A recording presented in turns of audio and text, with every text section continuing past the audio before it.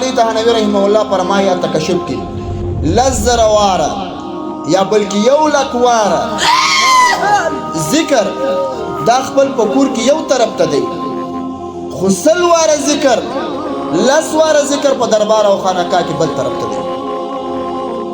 دغه د دربار او خانقاه ذکر فضیلت باندې لري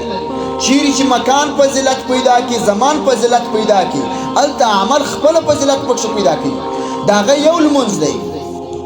دا دلته وکړه یو لمونځ دی الله پاک یو په یو عوض درکړي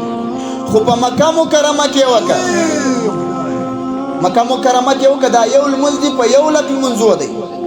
په مدینه طیبه کې وکړه زاده الله شرفا و تکریما و عزتا په مدینه منوره کې یو لمونځ په 50,000 لمونځو دی ولی د رسول الله صلی الله علیه وسلم شعر دی آغا مکه مکرمه د الله رب الجلال بیته بولی تشریفا د ډیر عزت او د انوارو په خاطر یې موږ تاسو بیت الله بور کور د الله نو ته بیا عمل ډیر فضیلت لري دربار او خانقاه چې د دې اول اساس اوله خشته په دې نیت کې شو وسوي چې په دې دربار کې به بیا خلک را جمع بیا به ذکر پکې کیږي بیا به اذکار پکې کیږي بیا به د رسول الله صلی الله علیه وسلم مینه خلکو ته شول کیږي او بیا به د رسول الله صلی الله علیه وسلم عاشقان وي دته به د الله د نامه عاشقان وي د دې اوله خشته په دې نیت کې شو وسوي دا ځای شرف لري دا ځای او دا زمانہ دواړه شرف لري یو طرف ته د جمعې شپه شرف لري چې جمعې شپه په ټولو شپو کې او فضیلتناکه شپه ده